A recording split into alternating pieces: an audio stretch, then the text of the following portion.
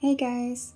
Today I would love to take you with me on a grimoire paint along with me. I got inspired by Molly Roberts, which most of you will already know, and I have linked the video that inspired me above and below in the info box. I decided it would be a good time now to make a fall edition, so I have lots and lots of grimoires and even more journals, and because I'm so chaotic I spread all my witchy knowledge across all of them. I have a few working grimoires where I collect all the knowledge I learn. These are not fancy at all, it's just lots of pages written full of information. Sometimes if I have time and energy, I like to sit down and transfer all of my knowledge from my working grimoires into my artsy ones. So there are two different methods how I like to approach my artsy grimoire pages. The first one, which I do mostly and I'm also doing here, is the chaotic one. Basically, I take all of my art supplies out of the shelves and spread them on the floor, which you can, thank God, not see, and my table, and I just pick and choose on the way and see where it leads me. I don't have a plan at all or a system behind it, it's just intuition based, and I never quite know where I will end up. But I know not all people have as many art supplies as I do, so in the future I want to make grimoire spreads where I use just few and simple material to show that you don't need much to create beautiful art pages. With this kind of method you need a bit more system and planning behind it, but it's as beautiful as the chaotic one I'm doing right now. So you can see here that I'm showing you some of the art supplies I thought I was going to use, and to be fair, I used most of them but not all of them. You will see in this video that I do lots of trial and error to find out what I want and what I'm looking for. As I said, I don't have a system behind it, it's just my intuition, and you will see that I keep changing layout and I keep on changing what I'm doing or what part I'm working on at the moment. But I promise you, in the end everything will come together. So before each of these sessions I like to light some incense and cleanse my space and myself with sound. That's why you can see my bell in the background. So for the beginning I decided to go with a base. For this I used an old shopping bag I got from the supermarket here. This is a material everyone can get, it's very inexpensive. I like to use it as a base because I can decide if I want to paint on it or not. The normal background of these pages is very thin, so I just have limited options if I don't put something like this on the page before. So you can see me using this glue pen to glue down the paper on the page. I wouldn't advise to do this, I just did it because I lost my actual glue and I didn't have anything else around. This circle is a leftover of a muffin and I liked it so much that I threw it in my box with all my random art supplies. So now you can see me starting this trial and error system I talked about earlier.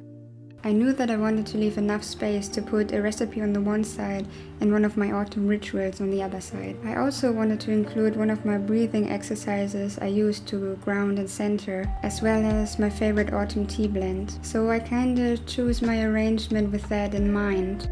So I'm trying a lot of things, moving many things around, seeing how I feel about the composition between them. I also really enjoy to sew patterns or beads or other things onto my grimoire pages or journal pages or even in my penpal letters. I'm not fully sure why that is, but I think it just gives everything such a beautiful, unique detail that I try to incorporate that in almost all of my art creation. So I found this magazine cutout of this beautiful autumn forest and I decided to make it into my background. I glued it on the page, but I didn't glue the brown paper onto the cutout because I wanted to create little pockets where I had the chance to put in additional recipes or paper scraps or other labels or maybe even tea bags.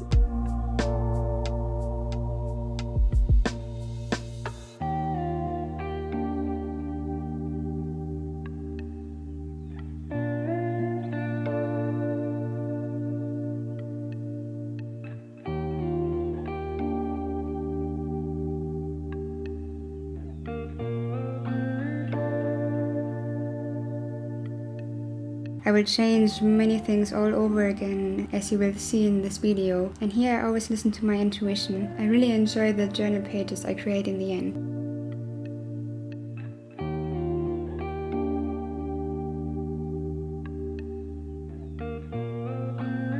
The sticker set I used for this grimoire page is called Walk in the Forest, and I thought it perfectly fit with the theme I wanted to go for.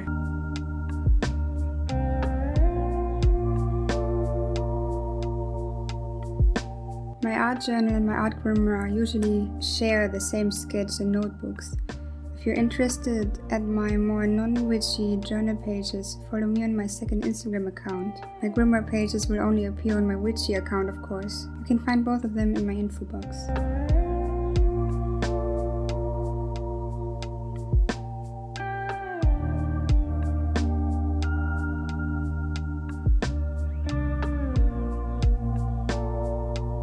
I also knew that I wanted to have one of those tiny foxy labels to put one of my breathing exercises on the one side and my favorite tea blend on the other. But I didn't quite know where to put it, and I decided that I wanted to create a tiny pocket for it. I have these transparent tea bags which usually hold the actual tea bag inside, and I keep them because they are perfect for my pen pal friends.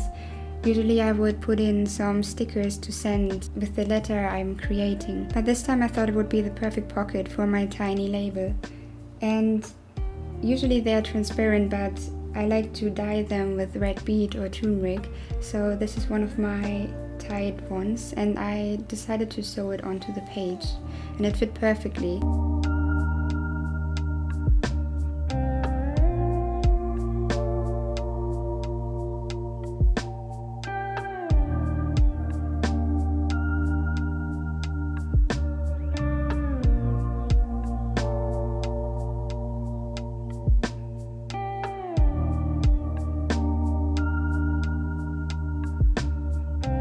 I decided to add one of my dried flowers into the little pocket because I thought it looked lovely.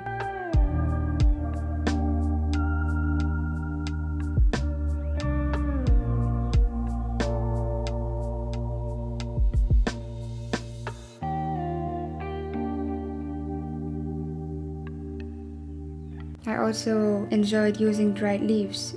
These ones I collected last year fall, and because this year, with the circumstances we are under, I haven't been to our local botanic garden where I usually find the leaves of this tree.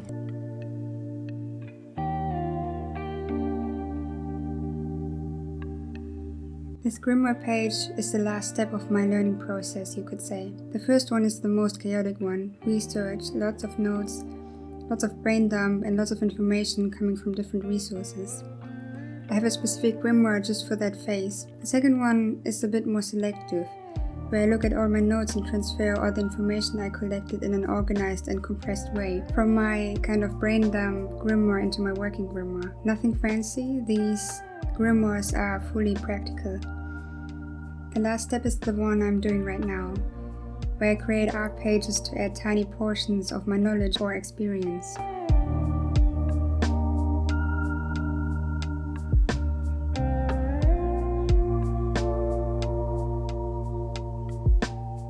I also wanted to use one of my stamps. When I create in this chaotic manner, I would love to use all the supplies I have, but I need to select a few in the end, and to incorporate one of my stamps was important. My favorite one is my tea kettle. I wanted to place it a bit hidden, like a tiny secret. Behind the fox label was the perfect place, and I wrote on the back of my label my favorite autumn tea blend, so it fit perfectly in every way.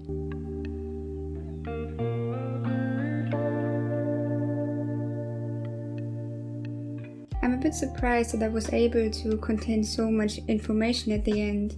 My grimoire art pages leave way less space to note down information. That's why it's just the last step of my research and learning process.